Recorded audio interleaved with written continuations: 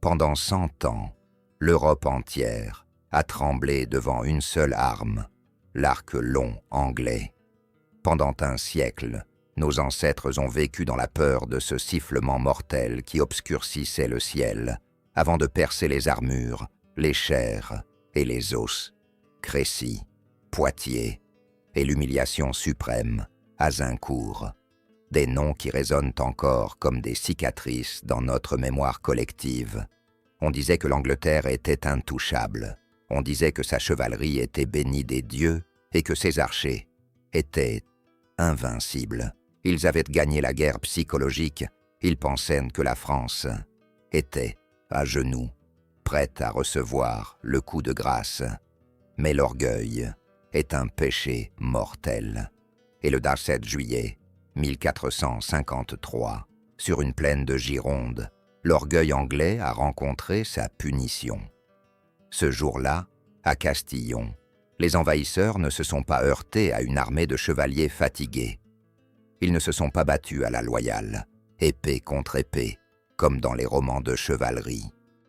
Non, ce jour-là, ils ont foncé tête baissée dans l'enfer moderne. Ils ont découvert une horreur qu'ils ne pouvaient même pas concevoir. Le tonnerre de l'artillerie française. Ce que vous allez découvrir aujourd'hui n'est pas le récit d'une simple bataille. C'est l'histoire d'une exécution. C'est le moment précis où le Moyen-Âge s'est effondré sous le feu des canons des frères Bureau. C'est l'instant où la France a cessé d'être une victime pour devenir la première puissance militaire d'Europe, lavant un siècle de défaites dans le sang de ses ennemis. Oubliez les mythes, oubliez la gloire romantique. Voici la véritable histoire de la bataille de Castillon, le jour où la fureur française a brisé l'Angleterre pour de bon. Bienvenue dans l'héritage de fer. Pour comprendre la violence inouïe de ce qui va se produire, il faut d'abord comprendre que la France de 1453 n'est plus la nation brisée d'Azincourt. Elle a changé, elle a muté. Sous le règne de Charles VII, le victorieux, le royaume a pansé ses plaies et a appris de ses erreurs. Pendant des décennies, la noblesse française avait méprisé la discipline, préférant la charge héroïque et désordonnée à la stratégie froide. C'était une époque de vanité suicidaire. Mais cette époque est révolue. Le roi a forgé quelque chose de nouveau, quelque chose que l'Europe médiévale n'avait encore jamais vu. Une armée permanente, les compagnies d'ordonnance. Ce ne sont plus des paysans levés à la hâte, ni des seigneurs arrogants qui n'obéissent qu'à leur propre blason. Ce sont des professionnels, des tueurs salariés, entraînés, nourris et payés par l'État pour une seule mission, bouter l'anglais hors du continent. Mais la véritable révolution ne se trouve pas dans les épées ou les lances, elle se trouve dans la poudre noire. Elle se trouve dans l'esprit de deux hommes qui ne sont pas des guerriers nés, mais des génies de la logistique et de la balistique, les frères Jean et Gaspard Bureau. Retenez bien ces noms. Dans le grand livre de notre histoire militaire, ils méritent d'être écrits en lettres d'or, juste à côté de Jeanne d'Arc ou de Napoléon. Jean Bureau est un juriste, un homme de dossier et de calcul. Gaspard est un maître des finances. À eux deux, ils vont transformer l'artillerie française. Jusqu'alors, le canon était une bête lourde, lente, capricieuse, utile seulement pour fracasser les murailles des châteaux lors de sièges interminables. Sur un champ de bataille mouvant, le canon était inutile. Le temps de le charger, de viser et de tirer, la cavalerie ennemie était déjà sur vous. Les frères Bureau vont changer la donne. Ils standardisent les calibres.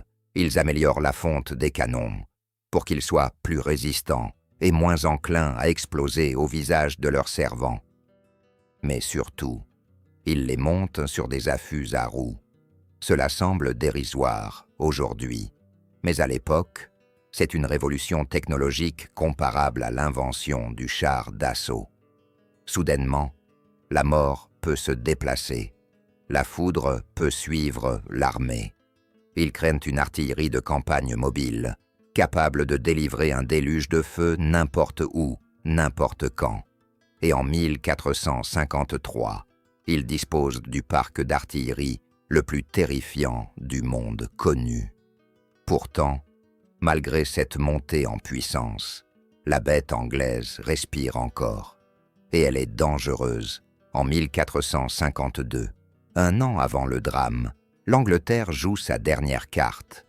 Les seigneurs de Guyenne, la région de Bordeaux, sont historiquement liés à la couronne anglaise. Ils préfèrent le commerce du vin avec Londres à l'autorité de Paris. Ils appellent l'Angleterre à l'aide. Et Londres répond en envoyant son plus grand champion, John Talbot, le comte de Shrewsbury, de l'homme. Si les frères Bureau représentent la modernité froide et efficace, Talbot est l'incarnation vivante, brutale et romantique du passé. Il a près de 80 ans, un âge canonique pour l'époque, mais il monte encore à cheval et commande avec une voix de fer. C'est une légende vivante. Les Français le surnomment le roi Talabot. On dit que son seul nom suffit à faire fuir les garnisons. Il a passé sa vie à guerroyer en France. Il connaît chaque fossé, chaque château. C'est un homme de l'ancienne école qui croit en la charge, en le choc des corps, en la terreur que l'archer anglais inspire à l'ennemi. Quand Talbot débarque en Guyenne avec 3000 hommes, c'est le triomphe. Bordeaux ouvre ses portes. Les garnisons françaises sont chassées. Tout l'ouest de la France semble basculer à nouveau dans le giron anglais. Pour Charles VII, c'est un camouflet insupportable. La guerre, qu'on croyait gagnée, reprend de plus belle. Mais le roi de France ne panique pas. Il ne se précipite pas. Il laisse Talbot s'enivrer de ses premiers succès faciles. Pendant ce temps, l'armée royale se met en marche, lentement, inexorablement, comme un rouleau compresseur. L'objectif n'est pas de reprendre Bordeaux par un siège direct, ce qui serait long et coûteux. L'objectif est de tendre un piège, de forcer le loup à sortir de sa tanière pour l'écraser en terrain découvert. L'armée française descend la vallée de la Dordogne et s'arrête devant la petite ville de Castillon. C'est ici que le génie des frères Bureau va s'exprimer pleinement. Au lieu d'encercler la ville bêtement, Jean Bureau décide de construire un camp retranché à l'est de la forteresse. Ce n'est pas un campement ordinaire. C'est une forteresse temporaire, une anomalie architecturale conçue pour tuer. Imaginez la scène. Nous sommes en juillet. La chaleur est étouffante. 700 pionniers travaillent jour et nuit pour creuser la terre de France. Ils choisissent une position parfaite, adossée à une petite rivière, la Lidoire, un affluent de la Dordogne. Le Kenya est protégé par un fossé profond et un talus de terre surmonté de troncs d'arbres aiguisés. Le périmètre s'étend sur des centaines de mètres, mais le plus effrayant, ce n'est pas le mur, c'est ce qui se trouve derrière. Jean Bureau dispose ses canons, et il en a beaucoup. Les estimations varient, mais on parle de près de 300 bouches à feu. Des bombardes lourdes capables de cracher des boulets de pierre de 100 livres. Des coulevrines, plus fines et précises. Des veuglères à culasse, mobiles, pour une cadence de tir rapide. Et surtout, une nuée de ribaudequins, ces ancêtres de la mitrailleuse, composés de plusieurs petits tubes assemblés pour tirer en salve. Ces 300 gueules noires ne sont pas pointées vers la ville de Castillon pour l'assiéger. Non, elles sont tournées vers la plaine, vers l'extérieur, vers l'endroit exact où une armée de secours serait obligée de passer. Jean Bureau a transformé le paysage en un couloir de la mort. Il a calculé les angles de tir pour qu'aucune zone ne soit à l'abri. C'est une kill zone avant l'heure, un concept mathématique appliqué au meurtre de masse. À l'intérieur de ce camp, près de 7 000 à 10 000 soldats français attendent. Il y a des francs archers, de l'infanterie lourde et bien sûr, les canonniers qui bichonnent leurs machines, préparant la poudre, empilant les boulets. L'ambiance n'est pas à la fête, elle est à la concentration. Ils savent que Talbot est à Bordeaux, à seulement une journée de marche. Ils savent qu'il va venir, ils l'espèrent. À Bordeaux, Talbot est furieux. On lui rapporte que les Français assiègent Castillon. Pour lui, c'est une insulte personnelle. Il méprise ses adversaires. Pour lui, les Français sont des lâches qui se cachent derrière des fossés parce qu'ils n'osent pas affronter la fureur anglaise en face à face. Ses lieutenants lui conseillent la prudence. Ils lui dirent d'attendre que le reste de l'infanterie et de l'artillerie anglaise arrive. Mais Talbot n'écoute pas. Il est le Mars anglais, le dieu de la guerre. Il a passé 80 ans à voir les Français fuir. Pourquoi cela changerait-il aujourd'hui? Le 7 juillet, à l'aube, Talbot quitte Bordeaux. Il ne prend avec lui que sa cavalerie d'élite et ses archers montés, l'avant-garde. Le reste de l'armée, les troupes à pied, suivra péniblement derrière. Il veut arriver vite, frapper fort et disperser ses manants avant le déjeuner. Il commet là sa première erreur fatale. Il sous-estime son ennemi. Il pense combattre l'armée de ses souvenirs, l'armée féodale et désorganisée d'il y a 30 ans. Il ne sait pas qu'il marche vers la machine de guerre la plus sophistiquée du XVe siècle. La marche est forcée. Les chevaux écument. La poussière s'élève sur la route. Talbot arrive en vue de Castillon au petit matin. Et là, le destin lui tend un piège cruel, une illusion qui va sceller sa perte. Sur son chemin, il tombe sur un avant-poste français, une garnison isolée dans un prieuré, l'abbaye de Saint-Laurent. C'est une escarmouche brève et violente. Les Anglais, galvanisés par la présence de leur chef légendaire, chargent et massacrent les Français surpris. Les survivants s'enfuient vers le camp retranché des frères Bureau. Pour Talbot, c'est la confirmation de tout ce qu'il croyait. Les Français sont faibles, ils paniquent, ils fuient. La victoire facile à l'abbaye l'enivre. Il laisse ses hommes se reposer un instant, boire un peu de vin pillé dans le prieuré, persuadé que la journée est déjà gagnée. C'est alors que des messagers arrivent de la ville de Castillon. Les habitants, qui soutiennent les Anglais, lui rapportent avoir vu un immense nuage de poussière s'élever du camp français. Ils disent que les Français plient bagages, qu'ils s'enfuient avant l'arrivée du terrible Talbot. En réalité, c'était une fausse interprétation. La poussière venait des valets d'armée français qui éloignaient les chevaux inutiles pour dégager le champ de tir à l'intérieur du camp. Les Français ne fuyaient pas. Ils faisaient que le ménage pour le combat. Mais Talbot y croit. Il voit là l'opportunité d'écraser une armée en retraite, le scénario idéal pour un massacre. Il ne peut pas laisser cette chance passer. Il n'attend pas son infanterie. Il n'attend pas ses propres canons. Il ordonne à ses hommes de se remettre en selle. « En avant !» hurle-t-il. Il veut les attraper avant qu'ils ne disparaissent. Il lance sa troupe, environ 1000 cavaliers et archers d'élite, droit vers le camp de la rivière Lidoire, droit vers la gueule du loup.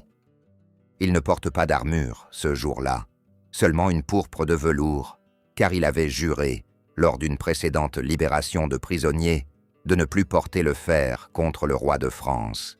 Une promesse d'honneur chevaleresque qui ne le protégera pas de ce qui l'attend. Les Anglais traversent la plaine au galop. Ils voient le camp français au loin. Ils voient les palissades.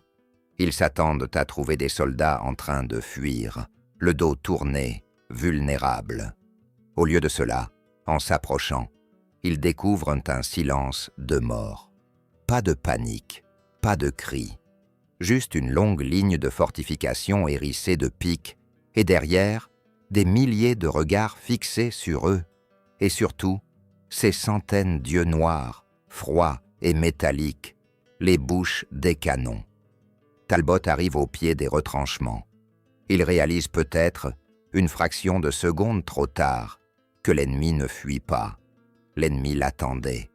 Mais il est trop tard pour reculer. L'honneur l'interdit. La dynamique de la charge l'interdit.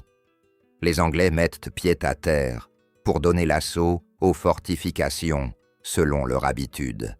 Ils poussent leurs cris de guerre, Saint-Georges, Guyenne, et se ruent vers les talus. Ils sont courageux. Ils sont les meilleurs soldats d'Angleterre. Ils sont persuadés que leur fureur suffira à briser la ligne. À l'intérieur du canon, Jean Bureau lève la main. Il regarde cette marée rouge et argent qui déferle vers lui. Il ne ressent pas la peur.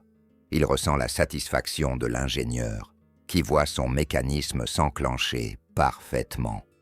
Il attend que les Anglais soient proches, très proches, si proches qu'on peut voir le blanc de leurs yeux et la sueur sur leur front. La masse anglaise se condense, se presse pour franchir le fossé. Ils sont une cible compacte, idéale.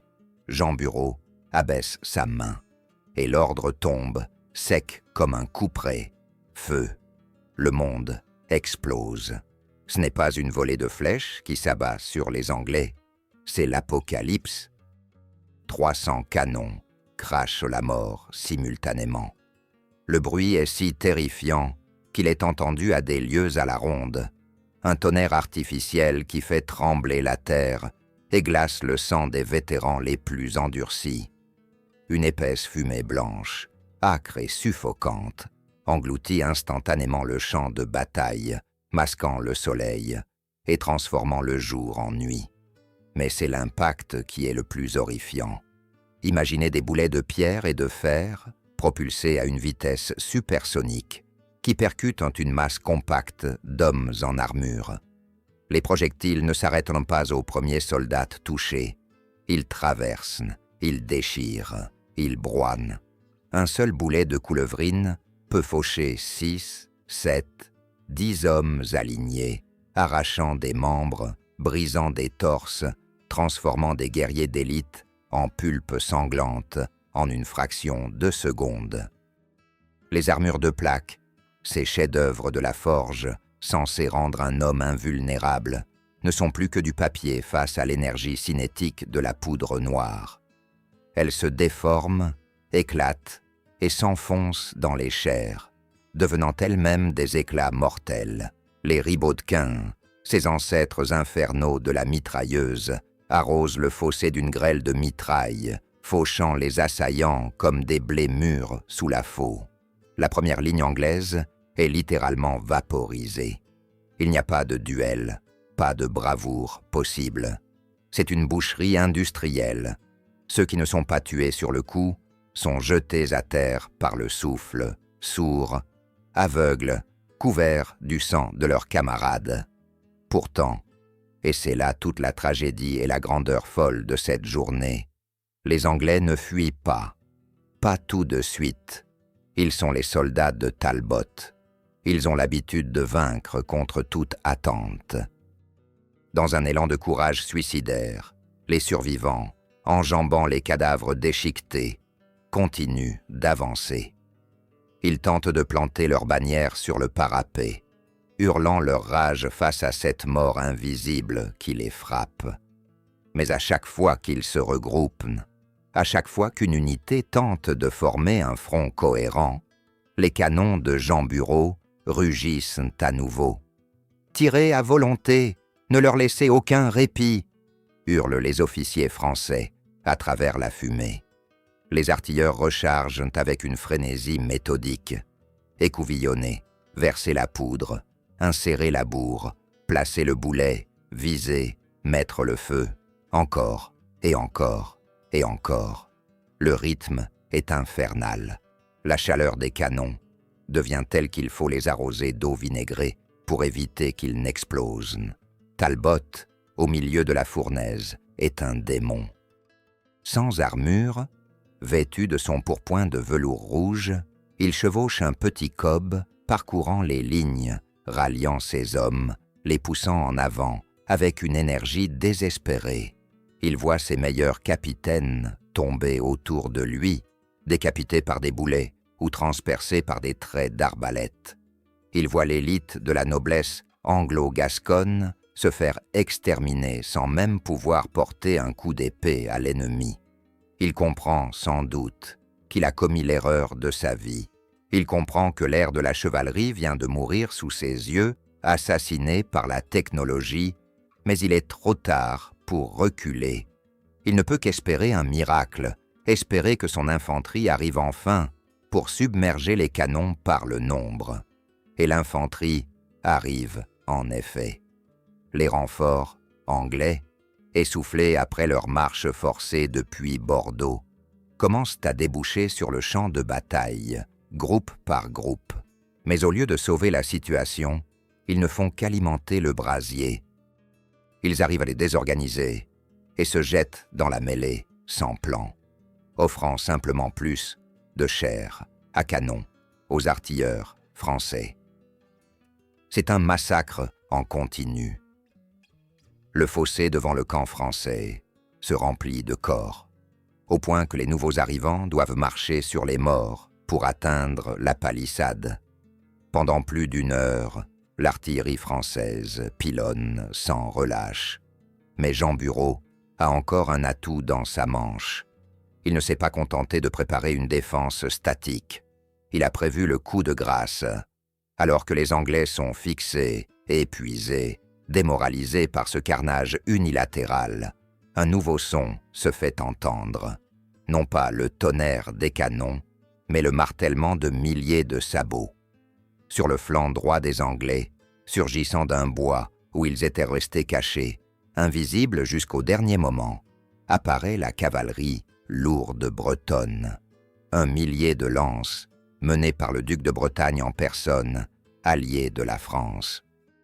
C'est le moment classique du marteau et de l'enclume. Les Anglais sont l'enclume, brisé contre les fortifications. Les Bretons sont le marteau qui va s'abattre pour finir le travail. Le cri de guerre, Saint-Malo, retentit. La charge est dévastatrice. Les cavaliers bretons percutent le flanc exposé de l'armée anglaise avec une violence inouïe.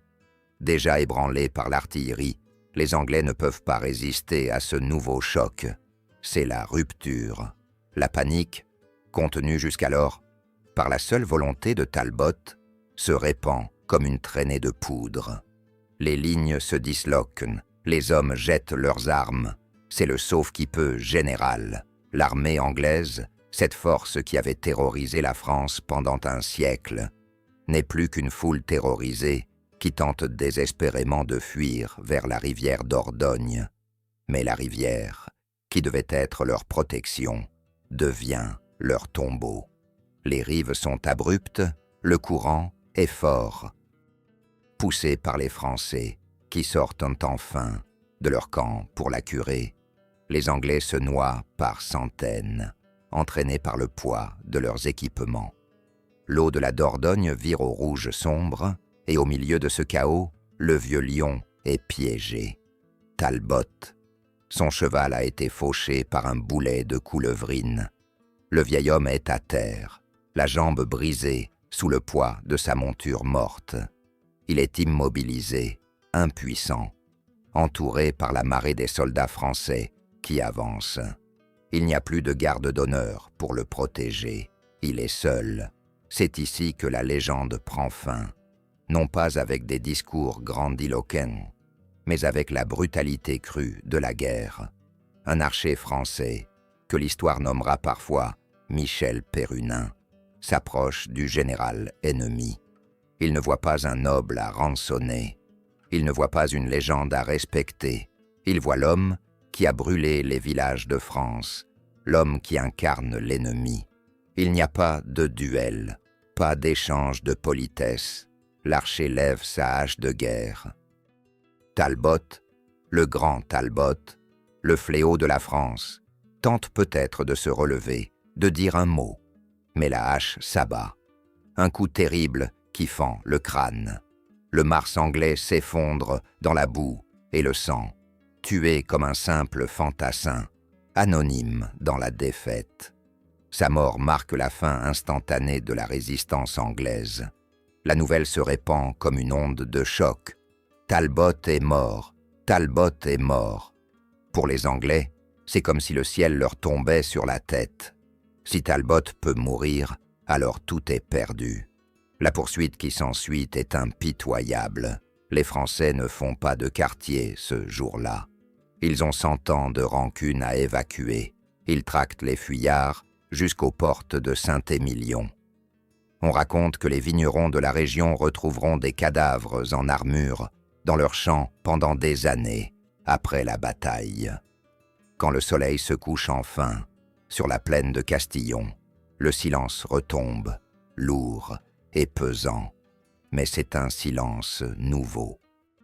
Ce n'est plus le silence de la peur qui régnait après Azincourt. C'est le silence de la victoire totale.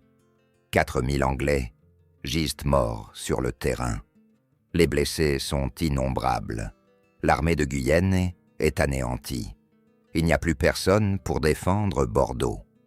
Les survivants français, eux, contemplent le champ de bataille avec une sorte de stupeur. Ils regardent leurs canons, encore chauds et fumants. Ils réalisent ce qu'ils viennent d'accomplir.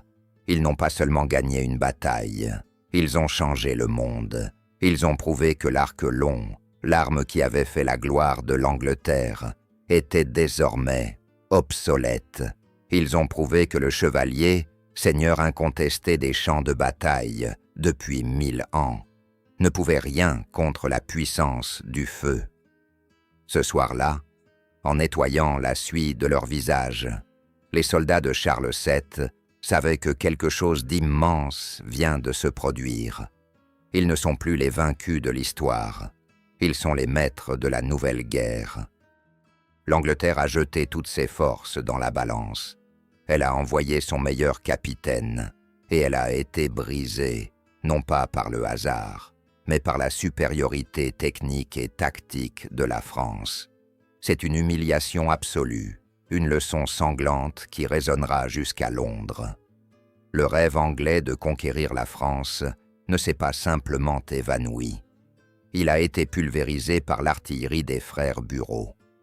Au lendemain de Castillon, la nouvelle de la mort de Talbot frappe l'Europe comme un coup de tonnerre. À Londres, c'est la consternation. Le roi Henri VI sombre un peu plus dans la folie. Les nobles Anglais, qui se déchiraient déjà, comprennent que l'aventure continentale est terminée. Il n'y aura pas de nouvelle expédition de secours. Il n'y aura pas de vengeance. Le trésor est vide. Les hommes sont morts. Et surtout, la volonté est brisée.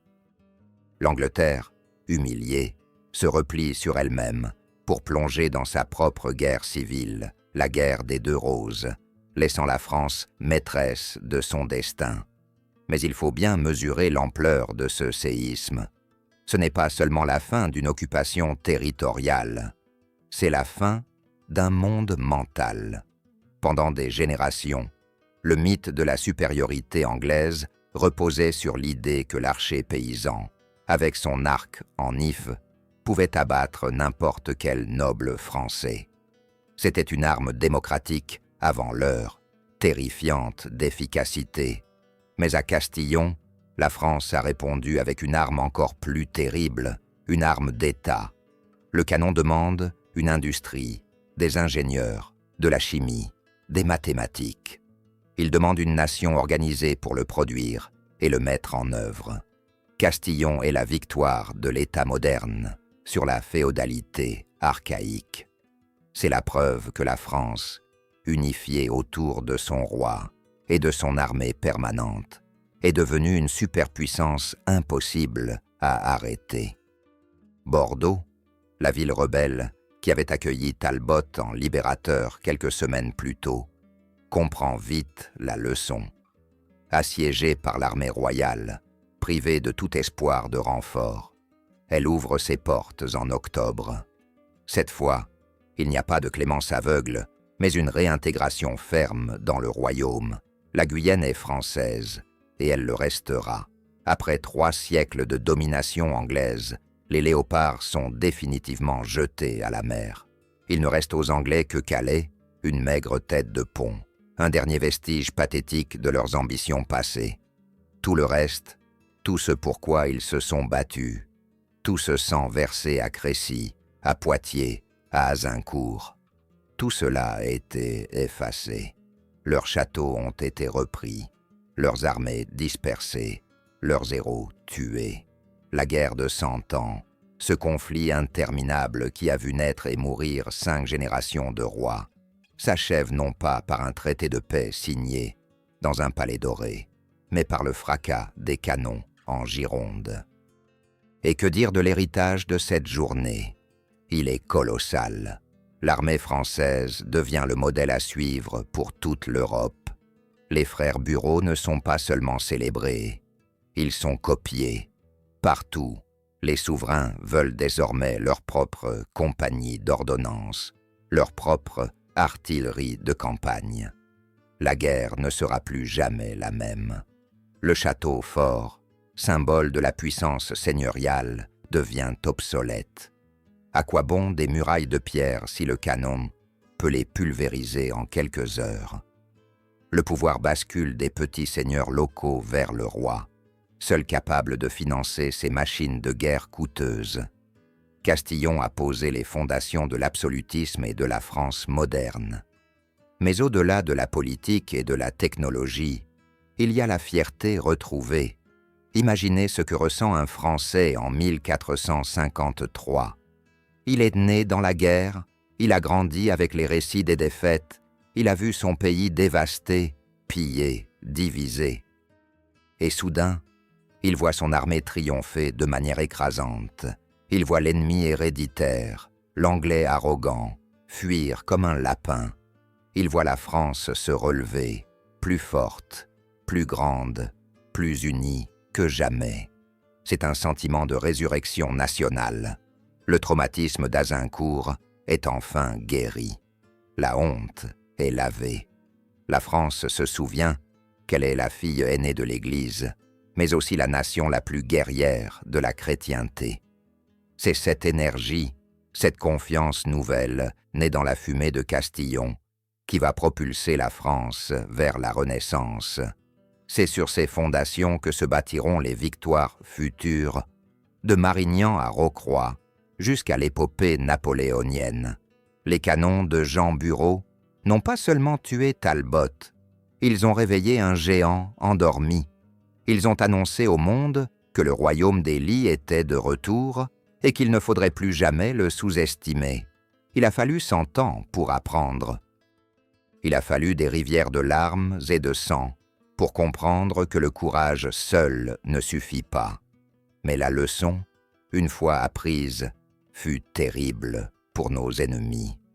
À Castillon, le rugissement du lion anglais s'est éteint à jamais, étouffé par le tonnerre du canon français. Ce jour-là, nos ancêtres n'ont pas seulement gagné une guerre, ils ont forgé une certitude, celle que lorsque la France s'unit, lorsqu'elle embrasse l'avenir et l'innovation, plutôt que de pleurer sur le passé, aucune puissance sur terre ne peut lui résister. Talbot est mort, ses archers sont oubliés, mais l'écho de cette victoire résonne encore aujourd'hui. C'est le bruit de la résilience, c'est le son d'une nation qui refuse de mourir. Regardez cette carte, regardez cette France libérée. C'est l'héritage direct de ces hommes qui, un jour de juillet, ont décidé de ne plus reculer.